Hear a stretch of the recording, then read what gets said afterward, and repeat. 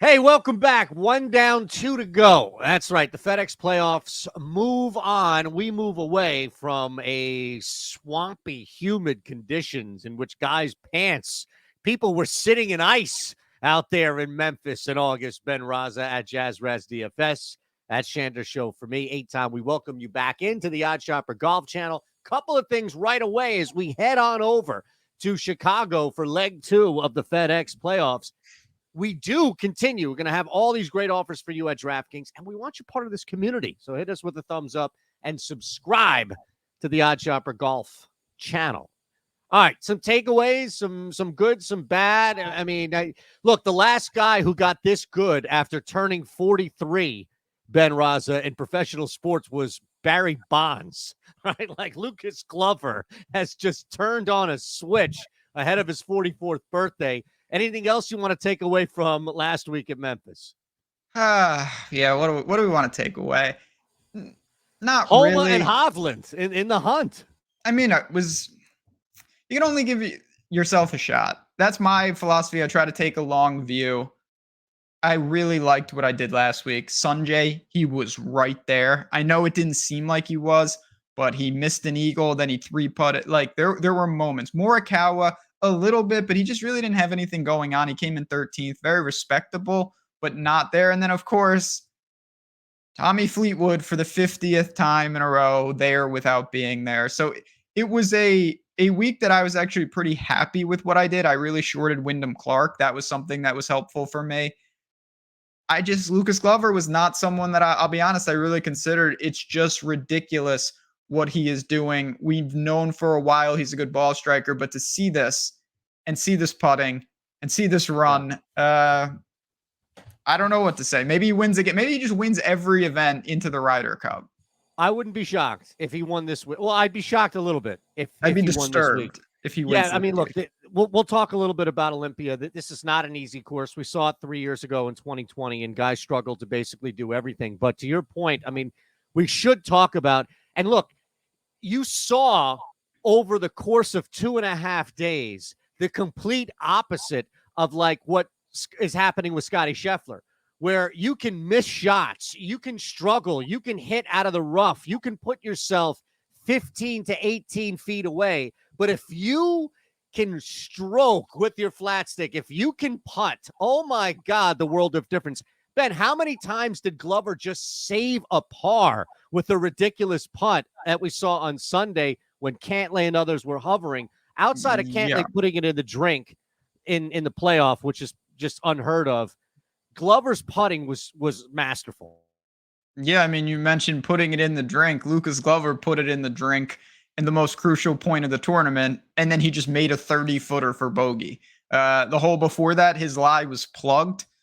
He made a 20-footer for par. I mean, that's the thing that you just have to say, okay, what's there to do? Because everybody knows at this level, if you can roll it like that, you should win. There's no doubt about it because he's good enough to do that. But credit to him. Listen, take nothing away. The guy's playing fantastic golf, and he has put himself in the Ryder Cup discussion. That's how crazy this run has gotten. And, you know, we both joked already saying he's not going to win at Olympia Fields. And I'm sure he's not, because winning a golf tournament is hard. But it's crazy that he comes in playing fantastic golf and he can't be ignored. No, and yeah, look, I'll leave it at that. Well put, by all means. We had a couple of matchups, top 40s, or 30s technically, all that stuff. Now we move into week 2 here. A reminder, if you haven't signed up for DraftKings already, my goodness, what are you doing? Because we're going to give you plus 1,000 odds just for signing up at DK that you can apply to any golfer. And as we get tighter here, we'll hit the big board in a second. Ben, you can speak to this as well, just about how valuable adding, and we'll talk about 300 to a golfer is, plus 1,000. My goodness, it doesn't matter who you take at the top of the leaderboard. It's a great play, but you have to be new to DK in order to take advantage. Yeah, but there's a lot of people out there, I know, for whatever reason, there are just some books that you don't have access to yet. You haven't signed up, and DraftKings might be one of them. With a short field, there's 50 guys. The top of the board is even more condensed. So you're taking guys that are like 6 or 7 to 1 and making them 16 or 17 to 1. Think about how ridiculous that is. You're talking about betting Rory at 16.5 to 1. I can say this with certainty. There is no book in the world where Rory McIlroy is even close to 16 to 1 to win this tournament. So the value is there. And in addition, yes, you get that. You also get access to one of the premier sports books in the country. So it's a win-win in that regard. All right, man, let's look at this here. Olympia is going to be tough. At least that's what we got 3 years ago.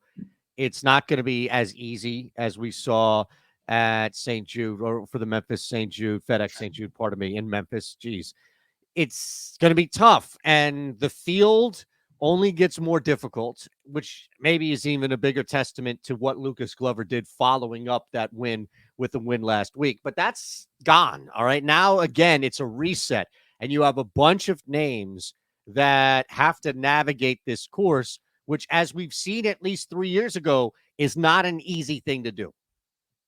No, it's going to be a challenge. You've got 2 long par 5s. You really need to do everything. Looks like you got to get it out there a little more. So I'm definitely looking at guys who aren't afraid, the Rory Hovland strategy of, I'm going to be aggressive. I'm going to cut these corners, and there's trees all over the place here. Not naturally, when you have 50 guys in a tournament, the odds don't look as glamorous. You've got a lot of guys there at the top. I do think if you want a big name, I don't mind Rory at 6.5, 7 to 1. I think you can just go to him. He was third last week. He was right there. Once again, 8 straight top 10s. He's gonna fight for your money. It's not gonna be generational wealth status if he wins this tournament. But you know what? I think he should be the favorite here, and I'm fine. I'd rather play him than play like Cantlay at 10 to 1, who I know seemingly wins the BMW no matter where it is. But no, I don't want to do that this week. I don't know if you heard, it was on Sirius, so I don't know if you heard the interview. It was just as he was leaving and finishing up on Sunday, the interview that Rory did. It might have just been the TV feed that they aired on Sirius, so I'm not sure. And I forget who interviewed Rory because I was listening to it. He prefaced it with, "You're not going to like the question, but you played well," and basically it nudged Rory, pardon me, not Noriega. Geez, I've got my rapper and golfers mixed up. But he nudged Rory into the direction of like, yeah, I didn't win, but I played well. And it's really hard to ignore what he's done if you just remove, well, if he's not winning, it's not a good round. Bullshit. Rory McIlroy's playing insane golf right now. The field is inconsequential anytime Rory's playing good golf because he can beat any one of these guys. So no pushback there for me at all. I don't know what you think of the odds, and maybe it's shoppable, what have you, but he's not in this trio, right? And I understand that he blew the playoff last week. It was in a very unlike Patrick Cantlay way to blow a playoff. He has had success. He has won in the FedEx playoffs before. Yes. Cantlay is as good when he's at the top of his game. He can beat anybody in this field. And I'm not worried about Olympia. I'm not worried about how difficult it may be because he's so consistently deadly. You can make a similar argument for Xander. I get it. But I would take Cantlay, and maybe that is the difference. Maybe that is the pushback, which is, well, I can get Xander at 16. It's hard for me to ignore, Ben, how great Patrick Cantlay played on Sunday, minus, of course, what happened at the end. He played very well. There's no doubt about it. I just don't love the number. I think that okay, that's fair. He's getting a big boost from, one, winning the BMW 2 years in a row, which is absolutely nonsense. That has nothing to do with what we're talking about here. And 2, losing in a playoff last week. So he played great, gained strokes across the board. He's a serious threat to win any golf tournament, not just this one. I just prefer going above him or below him. I'll be honest, I thought you were going to go to Hovland. You're muted. You don't want the people to know what you're saying. You're muted still. Society does not want you to talk. Sorry, there was. I feared the drill ahead of me. You're right. Nobody wants to hear what I have to say. I'm back and forth. Like Hovland is on my card. These are the only 2 guys that I'm going to boost. We'll talk about that in a little bit. Mm-hmm. I'm going to put Rory up to 950. I'm going to boost that. That's going to be my boost play. But Hovland is on my card. Like, okay. I can't not bet Victor Hovland and Eric Cole this week, right? Well, I have way too much invested in both of these guys on this show all year to not bet Hovland. But no, you brought it up. The aggression, take some chances. try to cut whatever it is, dog leg or simple hazard around off a drive off the tee. We saw that on 18. Absolutely. I can definitely get behind Hovland at 16-1. Yeah, Hovland certainly has the skills. He's made improvements. He's also, again, this is the hard-hitting analysis that you only get on this show. You know, like in Mario Kart, where you could be like 50 laps behind, but they like the computer automatically catches up to you, like no matter what. Yeah. Hovland has that. It's a governor. Yeah, he has that. Hovland is just like, oh, nice. He's 5 over, like no problem. Then you look and it's just like, oh, Hovland's in 6th and he's storming. He just, no matter what, him and Scheffler have AI catch-up abilities. So he somehow will appear. What? Real quick, there's one small issue with that, which is you forgot the ending, which is he's 6th, he's storming to 4th, and he misses a 13-foot putt that he just blows by the hole, and he hits you. I'm going to go full screen on this one here. He hits you with the yeah. Bro, I can't deal. When I've got money on you, I can't deal with that. That's worse than the Eli Manning face. I mean, you know what? 16-1.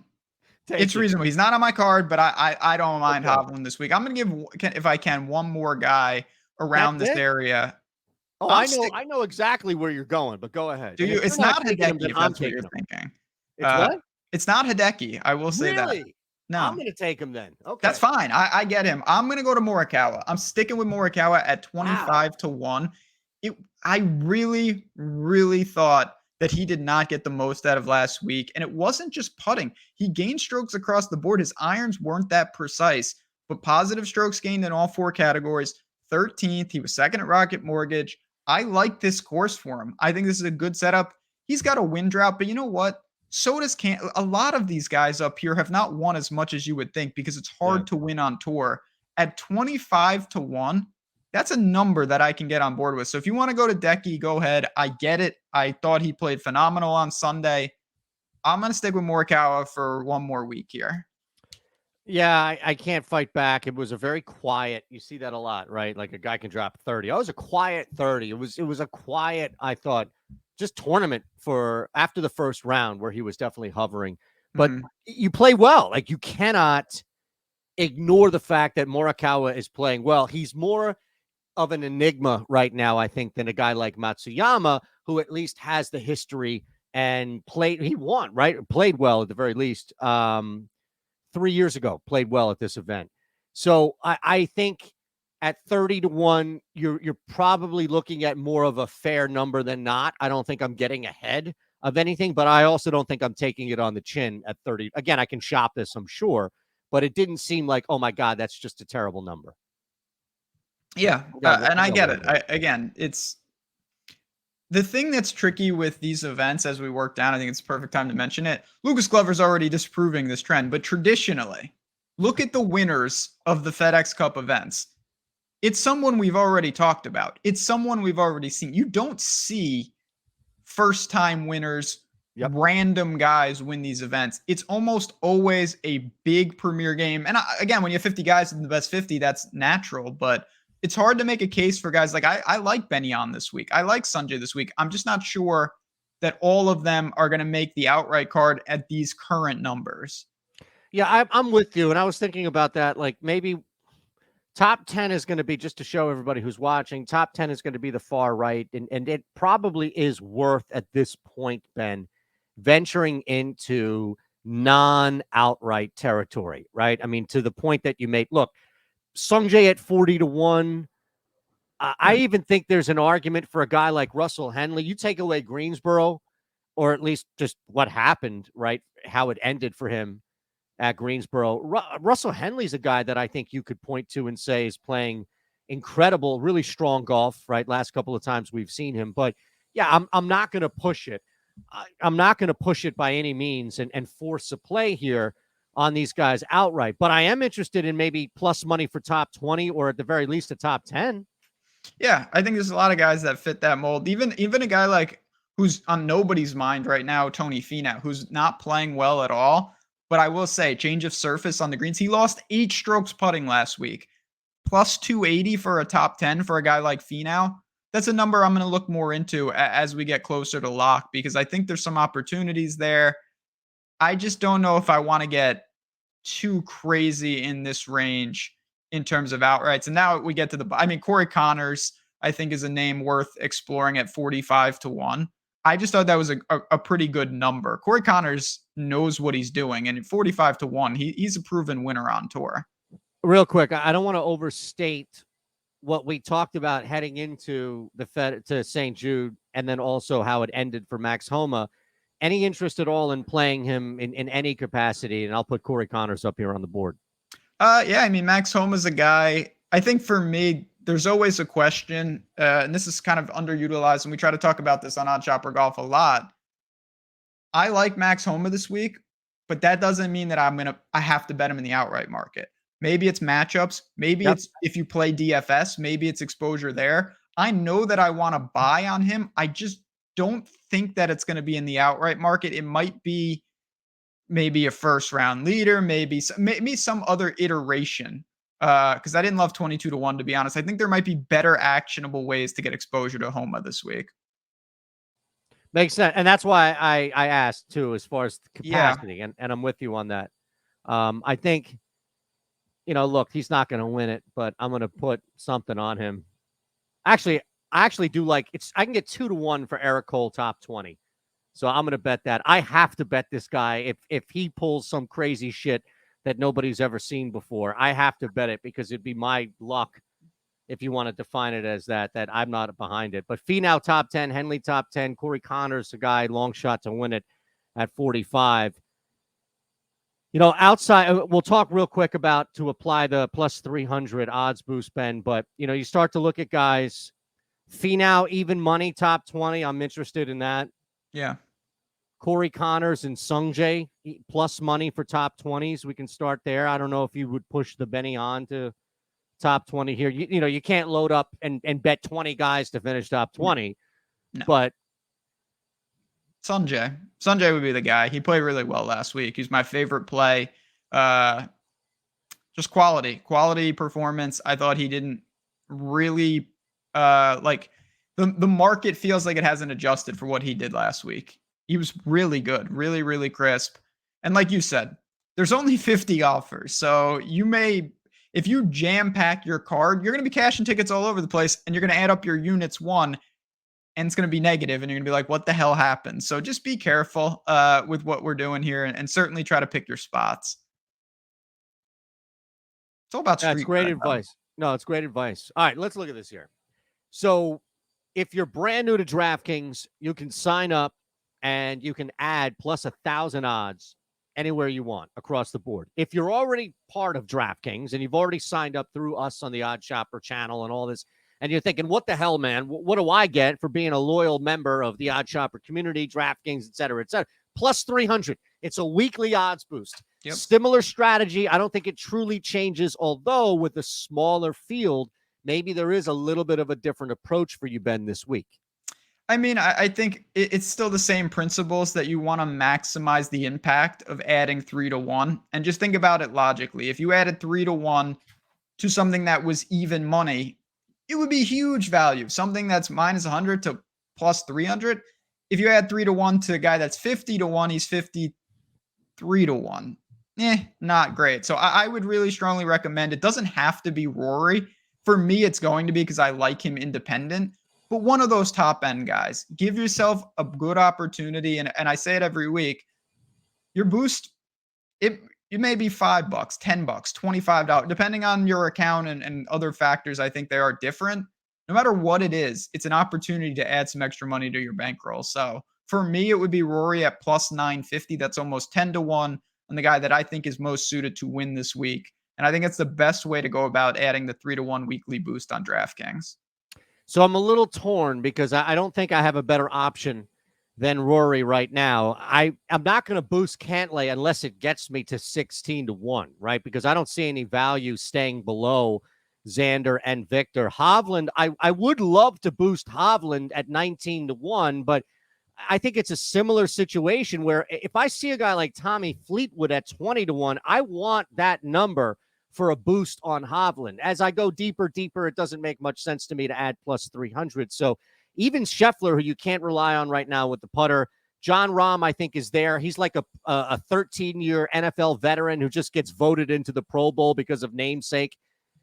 I think I'm going to have to, if I would go just to be different, give me Hovland at plus 19, but I'm going to tell you on Rory. Yeah, I get it. Again, just be careful. Like some of the, as you work down the board, you're going to find other books that have your boost already baked in, and then you've accomplished nothing. I have not seen Hovland at 19-1 anywhere. So if you can get that, that is a unique price. But make sure you go to oddchopper.com and shop the odds. Be smart about it and just maximize the return. That's what we're about here. Trying to pick winners. I went a whole show without mentioning Grillo. You went a whole show without mentioning Ricky. I think we're on the up and up here as we get to Olympia Fields. Now, the true test would be to go a whole show without mentioning Eric Cole. Well, that's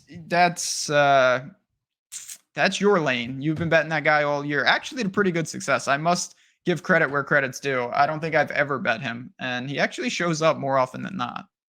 All right. On that, I'll take a win when I can get one. On that note, we'll see you on the Discord. All right. You can check us all out. We'll give you half off, right? Just jumping in that first week. It's an awesome time. You can definitely chat with Ben for days and throughout the tournaments leading up. We've got one more big one after this week to end the FedEx. So there's a lot to chat, a lot to talk about. That's all I got, brother. Anything you want to hit on the way out? Any questions, friends? You find us in Discord, on Twitter at JazzRazDFS, at Shander Show. It's been a long golf year, but we're not done just yet. A lot of money up for grabs, and let's try to grab a piece of it this week. Going to be fun. Enjoy, friends, and we'll talk to you soon.